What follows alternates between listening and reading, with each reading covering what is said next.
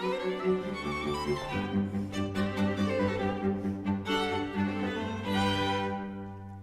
15th chapter of your textbook is entitled The History of Life. We're going to summarize a history of biology. You've learned a lot about biology throughout the text. Now we're going to put this all together into the story of history. First of all, we must realize that history is His story. It is the story of God. It's an illustration of God's nature. It's an illustration of God's glory. The story of organisms is also closely tied to the story of the ruler of organisms. And remember, humans have been were created in the beginning to be the rulers over the organisms of the earth. And so actually the story of biology, the story of organisms, is a story of humanity. Notice that when man was blessed, the organisms were also blessed. At the end of the creation of animals and then humans, both animals and humans were blessed in the process. When humans were cursed, when humans sinned, and thus a curse was brought down upon the creation, it was organisms that were also cursed at the same time. When Cain was cursed, there was a curse on organisms as well, because he was told that the ground would not be able to yield what it did before. So the ground and plants were cursed as a consequence of the curse on Cain. When humans were destroyed in the flood and a remnant preserved, organisms were also destroyed and a remnant preserved. In fact, when a covenant was promised to humans, to Noah, God also clarified that He was going to make a covenant with the animals as well. He blessed, in that case, He covenanted with the humans at the same time that He covenanted with animals. When the curse, according to Romans chapter 8, when the curse is finally lifted from humans, when they are glorified, the curse is going to be lifted off organisms as well. We learn in the Bible that life's history, the life of organisms, is parallel to, closely tied to, the story of the relationship between God and man. So as we learn the history of organisms, we also learn about the relationship between God and man. So let's examine this issue first, beginning with biblical chronology. In the New Testament, if you only had the New Testament to deal with, you probably wouldn't think that chronology was a big issue. You probably wouldn't think that God thought it was an important issue, because there's a lack of chronology in the New Testament. It isn't that it's completely absent, but there's some conspicuous absences of chronology in the New Testament. There's no clear timeline, for example, of Christ's life on earth. People have struggled to try to reconstruct the exact sequence of events during the 3 years of His public ministry. We can produce a timeline, but it's challenging to do so. We are not told precisely of when Christ's birth is. We're not told when the various apostles lived, and especially when they died. We know very little about the rest of their life, even almost nothing about the life before. We know very little about when the various books of the New Testament were written. And then when we get to our age, when we're looking at our time period, we're living in what's called the church age. If you study the New Testament to find reference to the thousands of years that have elapsed since Christ's return to heaven and His return to earth, which is promised, there's very little indication that there's 2,000 years or more in that period of time. And then you have 2 Peter chapter 3, where it says that one day is with the Lord is 1,000 years, and 1,000 years is a day. You put together from this a conclusion that chronology probably doesn't mean very much to God, at least when He's speaking to man about his salvation and how he ought to live and so on. However, you go to the Old Testament and you have a very different story. In the Old Testament, chronology is a very important item indeed in that part of the Scripture. The first words of the Scripture are Bereshit, in the beginning. The days of creation are found in the first chapter of the Bible, as if we have a chronology of 6 and even 7 consecutive days. We have, when we create the sun, the moon, the stars, God said these are put in place to be markers of their signs and seasons and days and years. They're time markers of time. Then we have genealogies in Genesis 5, Genesis 11. We have in Genesis 5, a whole chapter devoted to so-and-so begat so-and-so and lived for so many years and so on. The genealogies there are actually containing time indicators. In the New Testament we have genealogies. The New Testament is opened with a genealogy. This is the book of Jesus Christ, the son of David, the son of Abraham. Abraham begat Isaac, Isaac begat Jacob, Jacob begat Judas and his brother, and so on. But there's no time indicators there. It's just one person begetting another person, no indication of time. In Genesis 5, however, in marked contrast, we have Adam lived for 130 years and begat a son. And then after he begat his son, he lived for 800 more years, and the total number of years that Adam lived were 930 years. And so it goes for each of them. There are time indications in the genealogies of Genesis 5 and 11.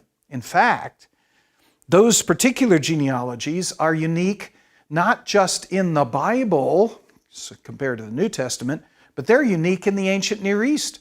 We don't know of any other genealogies in any other cultures that systematically go through and list not just the how long total number of years somebody lived, but actually give the number of years that a father lived before he begat his son. That kind of information, giving the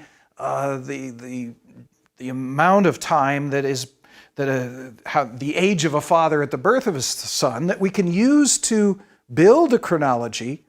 That's not found in any other chronologies in the Scriptures, except Genesis 5 and 11. And it's not found in Egypt. It's not found in Mesopotamia. We have no other culture that actually produces such genealogies as this. They seem to be chrono-genealogies, built and included for the purpose of deducing chronology. We also have rather precise time statements in the Old Testament. The beginning of the flood, for example, in Genesis 7:11, in the 600th year of Noah's life, in the first month and the 17th day, on the same day were all the fountains of the great deep broken up. And it gives you not just the year, but it gives you the month and the day that the flood began. And then in Genesis chapter 8, we have the parallel passage that indicates in the 601st year, in the second month, on the 27th day, the whole thing is over and they get out of the ark. Very precise to the day indications of time. We also have what I call summary time statements in the Old Testament. We're told that the people of Israel left Egypt 430 years to the day from when the promise was given to Abraham. We're then told in the dedication of the temple that the dedication of the temple was a certain number of exact years since the Exodus.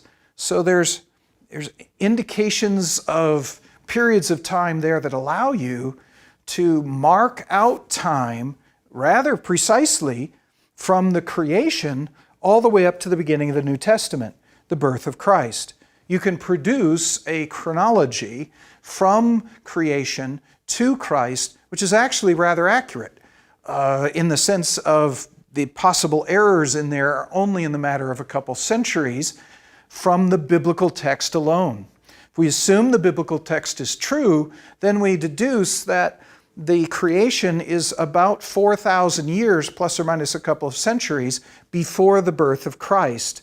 And there's not much possible leeway there, even if you consider the Septuagint text and the numbers therein. That puts Solomon at about 1000 BC, which fits archaeological data, puts Abraham at about 2000 BC, which most people would agree with, puts the creation at about 4000 BC. Scripture, as we've just said, makes very specific claims about chronology. It claims that the creation is so-and-so years old. It claims that the flood occurred this many years after the creation, and so on and so forth. The Scripture makes claims. It makes cognitive statements that we can understand, we can choose to reject, but it's making actual statements about time.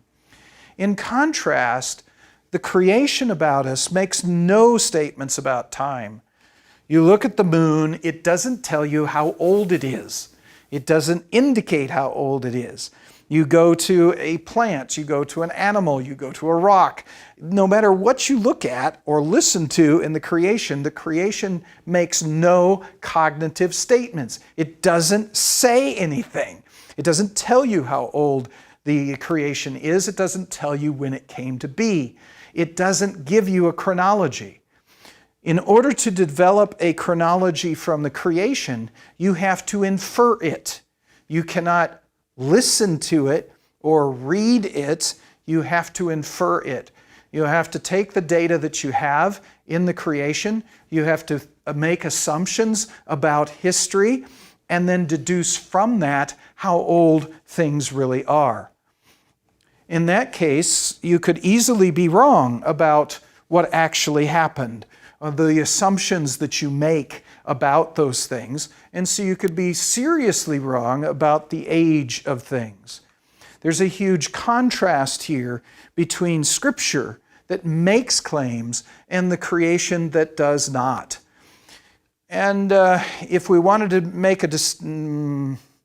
decide which is true, the inferences we make about the creation and versus the claims of Scripture, we might want to make decisions the way they do in a courtroom. In a courtroom, we take evidence and we weigh that evidence to determine which is more reliable. In the courtroom, we will choose, for example, eyewitness testimony over non-eyewitness testimony. If you do not have an eyewitness of a particular crime, you collect the circumstantial evidence. You collect other evidence, make assumptions about the origin of that evidence, and deduce from those assumptions how that evidence came to be. And that you can use in a case, and in fact you can use it persuasively enough to cause a person to be convicted beyond a shadow of a doubt of a crime. But if in the midst of such a case based only on circumstantial evidence, an eyewitness is presented, comes in and says, I've seen this, and they turn out to be reliable, then all that circumstantial evidence is placed as secondary. The eyewitness is going to be believed over the circumstantial evidence. In a similar way, the creation is basically a set of circumstantial evidences of what happened in the past. As scientists, we can go out into the creation, pick up that data, make assumptions about how it came to be and what has happened to it since its origin. But when we present that as evidence of its antiquity, of what happened to it and when, it is circumstantial evidence. The question is there any eyewitness evidence of the events of the creation, of the origin of these things that should be considered? And I would suggest, yes, there is. There is one eyewitness. There was only one eyewitness to the origin of all things, and that was God Himself. That is God Himself. And that eyewitness is still alive. That eyewitness also is a really good eyewitness. This is an eyewitness who cannot lie. This is an eyewitness who created our language, so he certainly is capable of communicating with us and being understood if he so chose to be understood. It's also an eyewitness who understood what happened, fully understood what happened, even more so than any other eyewitness that might have been there. God himself is a great eyewitness. The question only becomes, did he write it down? Or did he in witnessing those events, did he share that? Is he willing to get on the stand and say what actually happened? And I would suggest once again, yes. We have his eyewitness testimony given to us in the Bible. He supernaturally inspired the information on the origin of things to human beings. He gave his eyewitness account. And he gave it in a genre of historical narrative that is the very kind of genre that you would want a witness on the witness stand to give the information in the form of. God testified. He testified on the stand as to what happened. He gave it to us in historical narrative. We have it in the Bible itself. As a consequence, the claims of Scripture have priority over the inferences of science when it comes to the chronology, to any issues on the origin of the universe, the origin of organisms. It should be that the Bible's claims are accepted over the science of human beings. The science of human beings is a human interpretation of the evidence. The biblical claims are God's eyewitness testimony. When we turn to Scripture, therefore, to look at what it has to say, it also suggests to us why it is that science might actually arrive at wrong conclusions about history. For example, in 2 Peter chapter 3, verses 3 and 4, we read that in the last days, scoffers will come that argue that all things continue as they were from the beginning of the creation. These are people who say, I'm going to make this assumption. I'm going to make the assumption that everything that's happening now is the way it's always been, all the way back. And because of that, I can conclude that, goes on to say, that there was no creation, there was no flood, and so on. And there's going to be no return of Christ in the future. The biblical account says these people are actually knowingly rejecting the existence of the creation and the existence of the flood. What does this indicate? This suggests that events occurred in the flood and events occurred in the creation which are not happening in the present. If a person observes what's in the present and assumes that that's the way it's always been into the past, this account says they're going to be wrong, because the creation and the flood are going to be contrary to that assumption. That suggests that the creation does involve events and processes which are not occurring in the present. So if science is studying the present and using that to infer what happened in the past, then according to this passage of Scripture, the scientists will be completely wrong when it comes to studying things that happened in the creation. They will also be wrong in studying the things in the flood if they assume that the present processes operated during the flood. In regards to the creation, we're told in the creation week that at the end of the week, God ended his creation, which he had done. So he was doing something in the creation week, namely creating things, that he used processes that he stopped at the end of the creation week. Never again, apparently, going back and doing those things ever again. So in the present, God is not creating because he ended it at the end of the creation week. And so if you study modern processes, you're never going to find one that corresponds to anything that was happening during the creation week. So if you assume modern processes have always occurred, then when you go back in history and get to the creation, you're going to be wrong. You're going to conclude wrong things about history. Then also in the flood, we learn in the biblical account at the end of the flood that God says, I'm never going to do this again. I have destroyed man and beast from off the face of the earth, but I promise that I am never going to do it again. Putting up a rainbow there to promise people that he wouldn't do it again. That means something happened in the flood, maybe a lot of things happened in the flood, that only happened in the flood, they do not happen today, because he's not doing this again. So studying modern processes and applying it to things that happened in the flood, you're likely to come to the wrong conclusions about history. So if we assume no global flood, your history, the history you deduce in that assumption, is going to be wrong. If you assume no creation, the history that you deduce is going to be wrong.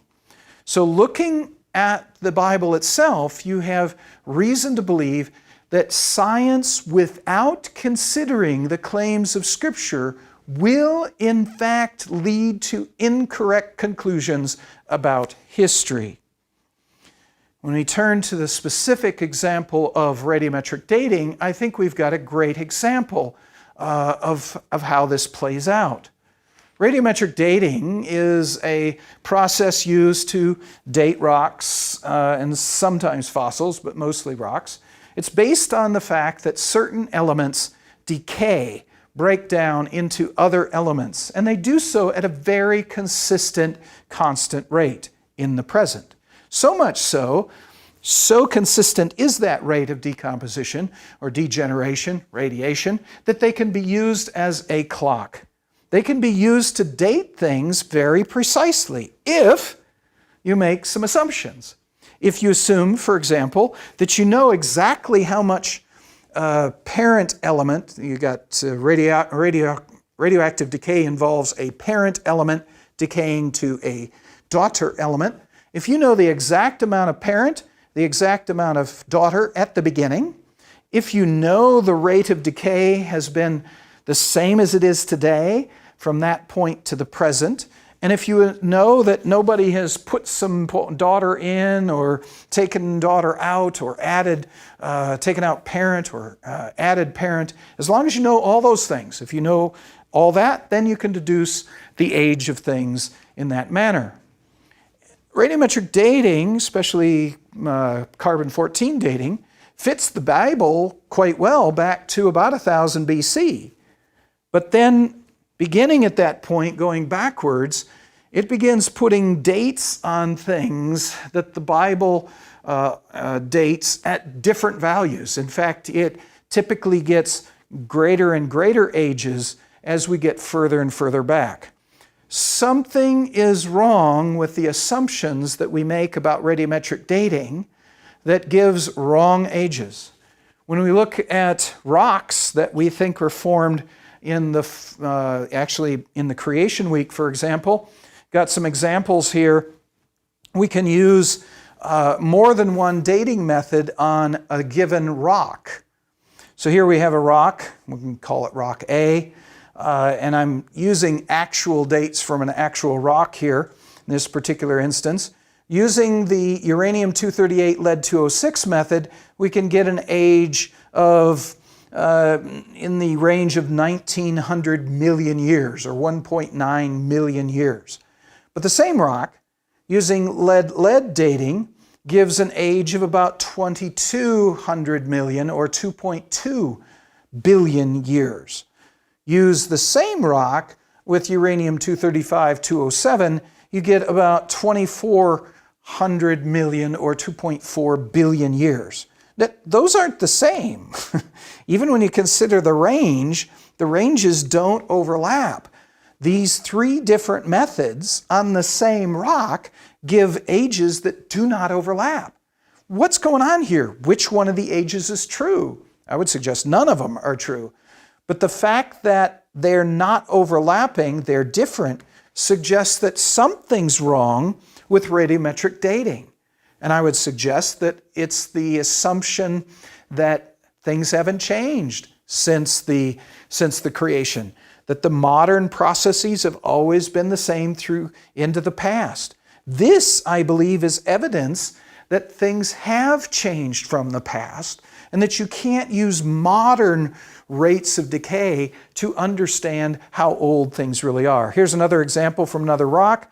We've got about 1.8 million years with the first method, about 2 billion years for the second method, about 2.4 billion years for the third method. Again, they don't overlap, they give different ages. You can go to example after example. Consistently, different methods applied to the same rock give systematically different ages. And notice, the first method for each of these rocks gave the smallest age. The third method for each of the rocks gave the largest age. It isn't random. It isn't that these things are just wrong. It's that these things are systematically wrong in a particular direction, indicating we're probably making the wrong assumptions here. If we put the wrong assumptions in, I would suggest we would get the right ages. What we can deduce at this point is that radiometric dating cannot be used with the assumption of modern decay rates, or we're going to get the wrong answer. So we have reason to believe that we can turn to the Bible's chronology.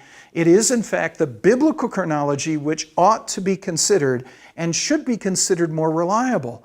And again, why?